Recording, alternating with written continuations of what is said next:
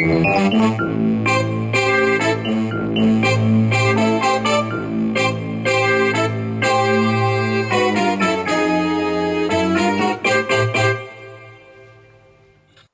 everybody, and welcome to the 24th edition of the Frank and Stan Chat Spotlight version. And basically, these spotlights are where we invite a guest, or in this case, a couple of guests, to come and talk about a particular topic. So it's not a weekly chat. We're not sort of chewing over the fat about what's happening in education and leadership this week.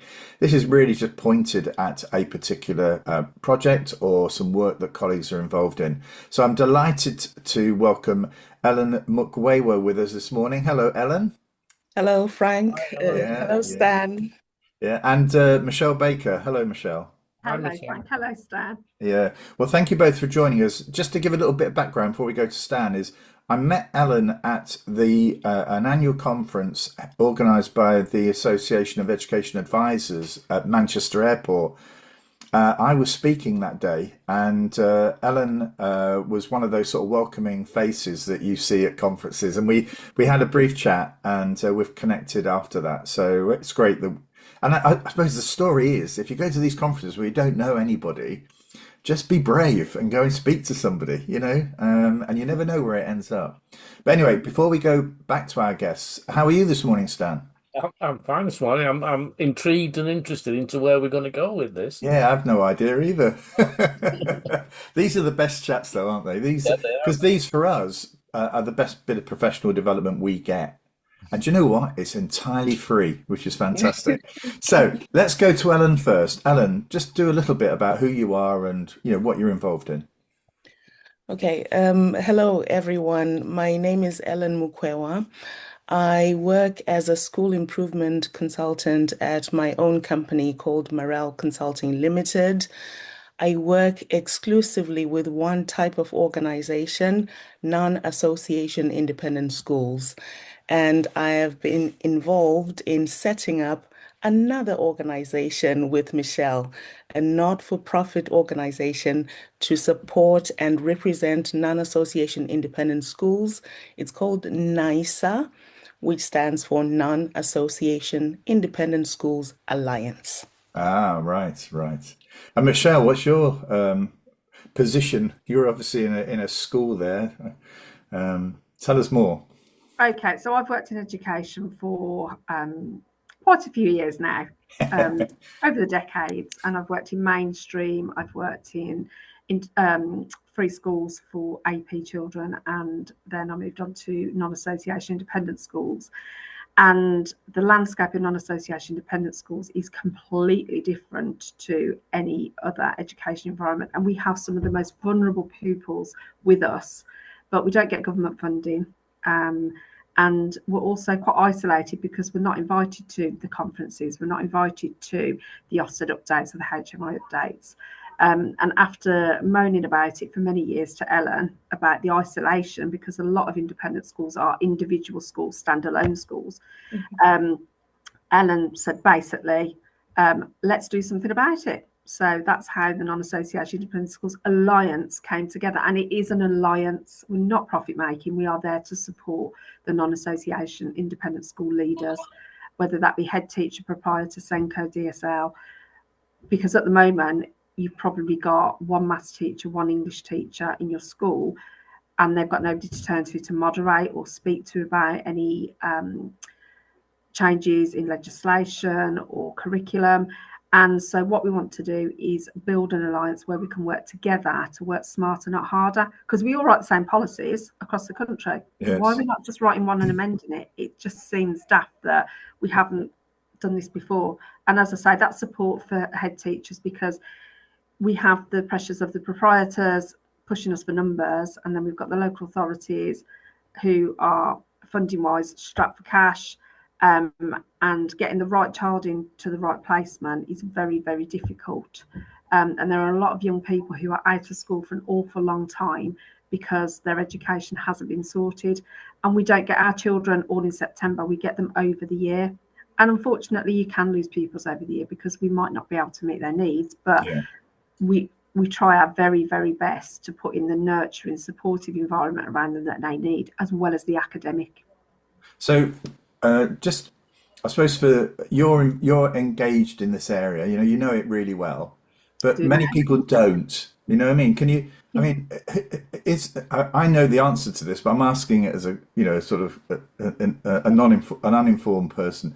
But what is your relationship with Ofsted then? You're not invited to stuff, but actually there is some involvement, isn't there, with Ofsted? This is not an Ofsted-free world that you're involved in. So No, no, not at all.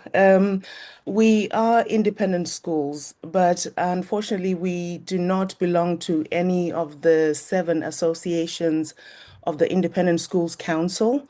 The schools that do are inspected by the Independent Schools Inspectorate. We are not. Independent schools that are not part of that group are inspected by Ofsted, hence the name Non-Association Independent Schools. So we are inspected by Ofsted. And as much as Ofsted will say that we are using a common inspection framework for everyone, we have to jump through 34 more hoops than anybody else. And here I'm talking about the independent school standards. Yeah, the sort of registration, the sort of to make sure that you're not just I mean this because I've experienced this. A couple of engineers who feel as though young people would benefit from doing a lot of engineering, but in a particular sort of warehouse somewhere outside of the town. You know what I mean? It's I've had to say to these colleagues, well, no, you need to be a little bit more professional. You need to register and have visits to make sure it's a safe place for young people to attend. Absolutely. We agree with what the independent school standards are about. This is the only way that the government can make sure that we are doing a good job and that there aren't any cowboys out there doing exactly what you've just described. The only difference is that those standards and whether or not we meet the standards affects the overall outcome of our inspections. So when you see, I know we are now living in a world where there are no grades and we have a report card, but just going back a while to when we had grades, a state-funded school with a good or outstanding grade is not the same as an independent school with a good or outstanding grade because in addition to everything that Ofsted does during an inspection, we also have to meet 34 independent school standards in order to be able to get that good or outstanding grade. Yeah. So actually, Michelle, what sort of provision have you got there where you are? Just to give us a sense of, how big it is and how many staff you have and how many children or young people you're dealing with. I've got an SEMH school and I set it up from scratch in 2023. The proprietors own children's homes and they found a lot of their children were coming to the homes out of area with no education. And so that's why we were set up. But we are a very nurturing environment. We do have qualified staff, teaching staff with teachers' pensions, which is rare in an independent school because of the financial implications. So getting good staff in an independent school is very difficult. And also with the standards, I've got 50 children, capacity for 50 children at the moment. I'm in the high 30s, but again, like I say, we get the children over the year and we have to make sure we've got spaces. But we can offer a placement to a child, and I've waited 9 months for that placement to be approved. Right. So that child has been out of school for that period of time before us, and after. I've had children who've been out of school for 4 years, for 3 years, and that's quite regular.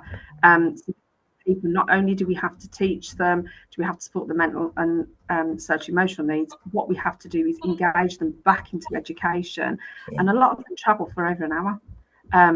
So we've adapted the school day so that they're missing the school run traffic and things like that to support them. But we're trying to meet the best needs of these children, but also balance it with all the independent school standards as well. I mean, Ellen will tell you, I have to check the temperature of the water. I have to check there's a catch on the window. I have to check that the sunlight isn't disturbing the classroom, the flooring, the furniture. A mainstream school does not have to do that, nor does a free school, but we have to. And it's all of those little things that can trip us up because we might have a brilliant education offer, but there might be something wrong with the building and you can fail that area. So and that all comes down to leadership and management. So as an independent school head, we have to bank on. Do you feel as though your career could topple? Do you know what? Yeah, I've come in and cleaned the toilets. Yeah. I've batch cooked on a Sunday for the kids when the cook's been off. I've screwed shelves up, I've moved furniture, I've hoovered the stuff. We have to do everything, because if somebody is absent or somebody's not there, it falls on our shoulders. Yeah. So we literally have to juggle everything and a normal head teacher or senior leader would have to do, plus the independent school standards, plus anything else that needs going on in that school. Yeah. I mean, Ellen, your work takes you to a number of settings, doesn't it? I mean, how representative is Michelle's story there of the sector? There are a large number of schools that are small schools owned by individual proprietors or charities, or sometimes by companies. There are also a large number of independent schools that are owned by national companies, that are slightly much bigger, where you have a full complement of staff and you have the full structure, HR, what you would expect in mainstream school. So that does exist. And I don't want to alienate that crowd, but what Michelle described is an example of a very different type of school that leaders have to manage. I'll give you another example. Yesterday, I came back from a 2-day audit of a school. There's some schools that are set up to cater for pupils who are in a residential children's home, Yeah. and the school is built on site. So this school takes a maximum of 4 pupils. That's it, 4 pupils. And there are 2 staff members, the head teacher and a teacher, and then a TA who comes in once a week. But they offer the full curriculum. Now, think about how you can manage to do that. They are using a variety of alternative providers for the areas where, they are experts in certain subjects, but they can't Yeah. deliver absolutely everything up to GCSE. So they have to use various alternative providers to bring in the expertise in the other subjects and schedule things creatively. There are some schools that are started to cater for a group of pupils of a specific religion, which I know that is common across the whole country. There are some schools that are set up to cater for pupils who come from a specific country and who speak a certain language. So the whole curriculum is delivered in that language. And, this is how different independent schools can be. Thinking about how Ofsted can inspect that type of provision and also inspect I, mainstream provision. Stan, they don't have the expertise. No, well, just talking about that, because I was approached about 3 weeks ago by a school. I didn't know anything about the school. The proprietor rang me up to say, could your company give us some support on curriculum, etc. And I thought, yeah, I can. We can do that. And then he said we'd also need some support on safeguarding. Yeah, that's not a problem. We can provide that. And then I realised it was a residential care home school all in one, and immediately that was, no, we can't manage that. Yeah. We can't deal with that. But I didn't have really much reference to say, have you tried here and there? Because I think they'd had an Ofsted visit, probably to register the school in the first place, and been told they needed an education consultant because there was nobody qualified on the staff to be able to quality assure what was going on. Right. I mean, I just at the time I had, apart from somebody that Frank introduced us on as a safeguarding expert, I could pass her details on, but I didn't know anybody who worked specifically with schools of that type. yeah. Yeah, we have a colleague called Carolyn Eyre who is on here every year, and she has a very broad very broad range of experience, including some work around this area. So we do start to venture into some of this work, but actually the focus, and I think that's the reason why your association or your alliance has started, is to actually give a profile to this, to this important work. I mean, there's been a lot in the press, isn't there, recently around the Send white, the white paper and Send. I don't know, do you have a view? Because, I can't offer a view really as to how it's impacting, how you see that impacting on your sector. Do either of you got a view on it? Leave that to you, Michelle. Or we constantly, if I tell you about my school, we have got in our classes a maximum of 6 pupils. Mm-hmm. And in those classes, you could have a child who's P level, a child who's entry level, a child who's functional skills, and a child who's GCSE level. So we have to adapt everything every day anyway. So as much as there is literature coming out and the white paper and everything else, what we do day in, day out anyway, shouldn't really be impacted by that. But the inclusion of all is something that we do anyway within our practice, because we are such a specific school as it stands. But obviously there are more and more things coming out at the moment which we're keeping an eye on, and then we'll sit down, and what we're going to have to do then is go back and look at all of our policies and how we develop our practice across the school. But again, we've got, out of our children, we've got 50% of them that are looked after, children in care.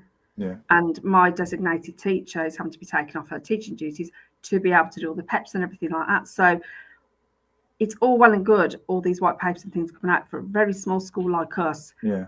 Trying to sort of read it, discuss it, and having the time to do that is very, very difficult because of the workload that is on the small amount of staff that we've got. Yeah. Thank you for saying that. I'm embarrassed to say I haven't read it yet. It's on my to-do list. It's one of the things I need to read, and I've purposefully not looked at what people have been saying on social media because I want to form my own opinion, but I haven't had time to read it yet. That's why no opinion over here. I have to say, I've only scanned it. I've only sort of looked at bullet points. But again, finding the time to sit and discuss it at length when we've got a really busy school going on and quite tight on staff. I mean, my SLT have full teaching timetables, and that makes it difficult. But we do have a meeting on Monday to discuss this. So, Monday afternoon, 2:00, it's in my diary. These things need time just to shake themselves out a bit, don't they? And if you jump in right at the beginning and do everything by the dot and the dash, what you'll find is 6 months down the line, some of it's disappeared, some of it's no longer relevant. I just think at times when there's a big piece of legislation, just give it a bit of time to shake itself out. It's interesting though, it's the Send element of the white paper is just a component of the white paper. But it's as if the Send bit is the one that has really sort of grabbed the attention. And I suppose the thing for me is getting onto your alliance is, as you were saying, Michelle, people don't have the time.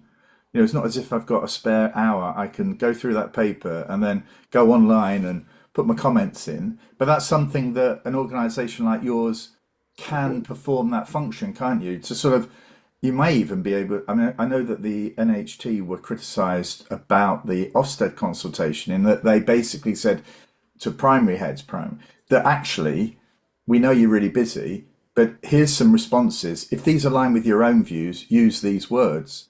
And Ofsted criticised them for that, and I actually think, well, if somebody wrote something and I actually fully agree with it, why should I lose an hour, 2 hours of my working day when actually somebody's written it for me? So there's something here for you as an alliance, isn't there, to sort of try and fill that gap? Have you, give us some idea of the sorts of things that you're getting involved in to sort of support these schools?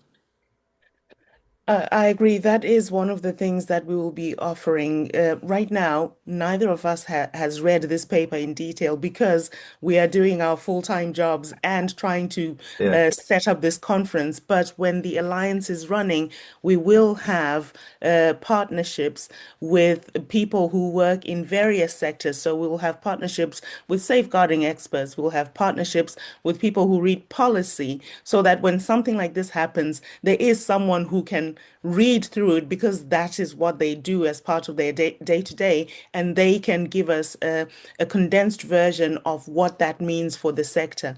And we are going to make sure that anyone we work with, whether it's a consultant, any sort of partnership, or even a company, that they know what non-association independent schools are, and they have worked with them because we want it to be relevant for them. So that is one of the services we'll offer. We will offer, and Michelle, please feel free to jump in. We will offer. I'm sorry, and I was just going to say there will be a fast response email for anybody. So somebody gets the call, or I had a call of a head teacher today saying the local authority sent me this document. I'm not quite sure what to do. There'll be a fast response email where knowledgeable people about the standards, about the sort of things that the government or local authorities, Ofsted, will ask. Or if you get the call for Ofsted and you just think, oh my God, I haven't got that document, fast response email, be able to support them in that way. And also people to turn to, because I've had Ellen put me in touch with a lady recently who literally is at the end of her tether, and mental health was on the floor because of the pressures that she was under, and I've managed to talk her through. She was sitting in the car at the car park, and I've managed to talk to her for an hour and talk her through and calm her down. But it's that lack of understanding sometimes. If somebody's not been in that position or working with that sort of environment, they don't understand that you've got pressures coming from everywhere and you are just one person. So it's having people to turn to and building those links, because I'm in central Birmingham. I know I've got a non-associated independent school just up the road, which I've got links with. And there might be 4 or 5 in my local area, but we've not got those links. So we can work together to employ things that we might not be able to afford, like speech and language therapists or occupational therapists, things like that. And we can work together to improve the education, the offer we're giving our young people. Right. In terms of networking and bringing people together, we are going to have an online platform which will operate almost like a dating site for all of the members that join NAISA to be able to say, I am from a school in Birmingham. I think we're really good at ABC. We would like support with D, E, and F.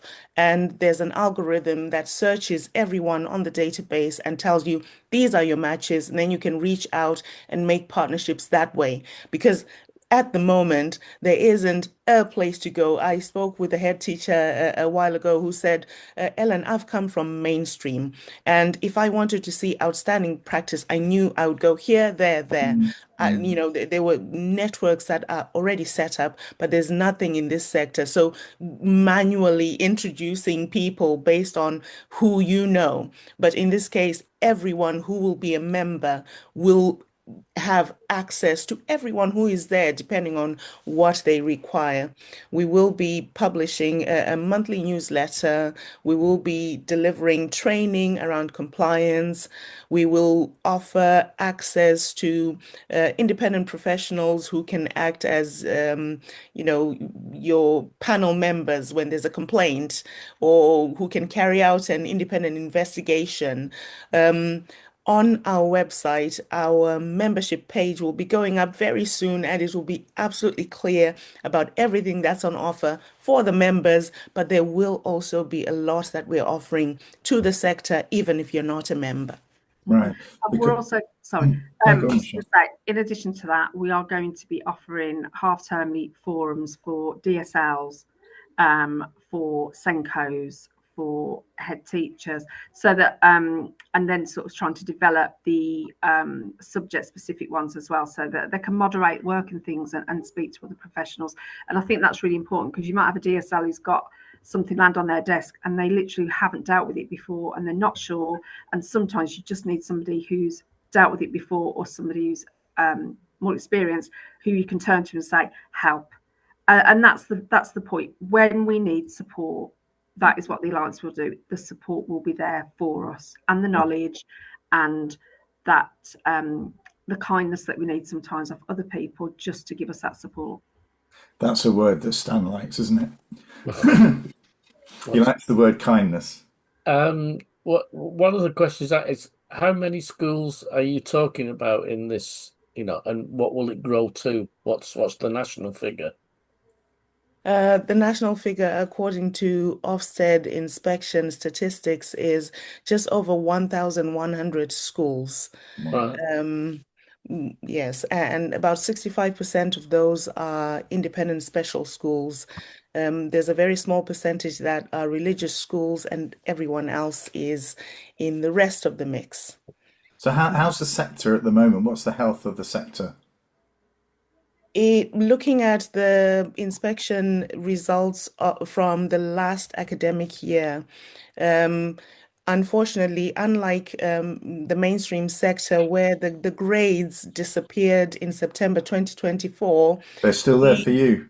they were still there until September 2025. So I can speak in terms of grades. In the last academic year, I wrote this down so I don't get it wrong. In the last academic year, 75% of schools that were inspected achieved a grade of good or better. Right. And then at the end of August, when you look back at the most recent inspection, 83% of schools were graded good or better, which I mean, it looks good. But But when does that school, hide quite a lot of variety in the quality of provision? I suppose if provision isn't, I mean, I'm not sure about these terms good and whatever, but where there are concerns about provision, is it true that some of that provision can be worryingly poor? well, where there are concerns about the provision, it is usually accurate. Yes. Yeah, sometimes. Okay, how do I say this without making, I don't want to make the sector look bad because there are so Yeah. many people Yeah. in the sector that do a good job Yes. and that want to do right by pupils. But there are also a small Yes. proportion of providers out there who are looking just to make the money, do the bare minimum, and try and get away with stuff. That exists. And that's why the standards are there. So we're not going to No, but deny that's it. what also why your organization is important, isn't it? You know Yeah. that actually you're making that statement about the quality, you know, the overall quality, but you're not willing to tolerate providers who are actually abusing their position. You know, whether that's not providing a good quality education or doing it for the very wrong reasons. Can I ask what the quality and experience of the inspectors is? Ah, It is getting much, much better in recent years. Honestly, previously, you would get an inspector coming to a school who has no experience of special educational needs, and it was an independent special school. I had that as a visit on my induction year in 2001. I was it was an area that I had no experience of at all, and I was then shown. I went for a couple of days just visiting these settings. I was quite surprised at the diversity of those settings, where they were located, the quality of the buildings, the Mm. quality of the staff, to be honest. And that's a long time ago, isn't it? So you've got to bear in mind things have improved since then. But I was one Yes. of those people. But I'm glad to hear it seems to be improving and that more credible colleagues are actually getting engaged in this sort of work. And thank you for saying that, Stan, for giving an example in the room. But yes, things are improving. You are more likely to get an inspector who understands the sector. And, in previous years, my advice during training workshops would be use that preparation call to give them a very clear picture of who you are as an organization, what type of pupils you serve, etc., etc. So they know what they're going to see when they arrive the following day. But yeah, now we are getting a better, shall we say, standard in terms of who is matched with which school. Yeah, Yeah. more understanding of the area that we're in. Great. Two things before we finish, if you don't mind. I want us to just talk about funding and how that's arranged, but then also give you a chance to talk about the conference that you're planning. Is that okay? Yeah, so should we go to Michelle then in terms of funding? Can you just explain the Okay, so situation around how that is organised for yeah, colleagues who don't know? so I've got an SEMH school, so all of my students have got EHCPs, and their funding comes from the higher needs funding. Other independent schools, they are paid for, the children's places are paid for by the local authority, Yeah. but we don't get a budget up front at the beginning of the year saying this is the amount of money you're going to get for your pant. Basically, we sit here and think, oh, so we can't predict our income. Yes. And that's why And some of these settings close very quickly, isn't it, as well? yes, You know, yeah. so that's why it's so volatile. Absolutely. And it took me a year to get my local authority on board with us, because they kept asking for, oh, we want this, we want that, we want the other. And then we were sitting here, we've got a brilliant school. And it was another local authority giving us children at that point. So the children were travelling, and it's just like, it's just, yeah. And as I say, with budgets so tight with local authorities, Yes. I've been to several tribunals, because we might have replaced a pupil and they'll turn around and say, no, we placed them elsewhere. So parents go to tribunal, and they're looking for an effective use of public money. Absolutely right. Yes, yes. However, you've got a child who's been out of school could be up to 12 months to get to tribunal, because they've said, we want to send them to a cheaper place. Yes. But so, and every tribunal we've been to so far, touch wood, I've won.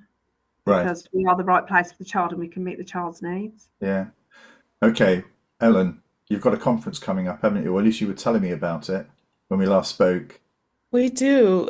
We are launching this alliance on the 13th of April at a conference here in Birmingham. We have found a beautiful venue, which, it will be very comfortable for leaders to come and sit and reflect. It used to be a chapel, really beautiful venue. It's all right. Sorry, that's the school dog. I apologise. School dog. Hey, no. We've had rabbits interrupt our chats before, haven't we, Stan? And children. And children, yeah. Go on, Ellen. So you've got this really comfortable place somewhere. Don't tell the world about it, because everybody will be booking it, and then you won't be able to get it. No, we've already got it. So right. we've signed on the dotted line. It's ours. We are going to have a wide range of activities. Chief among them, a workshop about the new inspection framework. We have invited Ofsted to come and deliver that workshop. We are still waiting to hear. They've said they're speaking to colleagues, but we are also speaking to other colleagues independently, because we know that leaders will want to hear that. Well, Stan and I might be able to help you in that, because we've been irritants to Ofsted. We tend to have sort of access to them. So if you send me the details afterwards, I'll make sure, Stan and I make sure that it gets through to the national director. Thank you. Yeah. Thank you for that. We sent an email a few days ago checking in, because we asked quite a while ago, and they said, oh yes, we received your request. We are speaking to colleagues. We'll check again today. So I'm hopeful. But yes, please, anything you can do to help there. So how many people are you expecting? You know, how big a conference is? Well, it's the great unknown, isn't it? You've never done it before. Exactly. The venue can take up to 180 people. We are hoping to have at least 100. Yeah. We started off thinking we want 250 people to come to this event. But now we're being more realistic. Based on how it's gone so far, we think we will end up with about 100 people. Oh, that's really good. Really good. Yeah. Okay. Just to give it a plug again, it's how do people get in contact with you with your organisation? The workshop is advertised on Eventbrite, but all of the information about the organization is on our website, which is www.naisa.org.uk. Wow. Right. Or you can go through our LinkedIn profiles as well. You've got that as well. That's fantastic. Well, it's been fascinating talking to you this morning. We'd love to have you back perhaps next year, to give us an update on how things are going. And I'm sure there's lots of people who are watching or listening to this chat who have learned a great deal about that sector. And that's one of the great things of these podcasts, is that we can reach to people who are interested but don't know much about it. So thank you for that. So thank you both for joining us.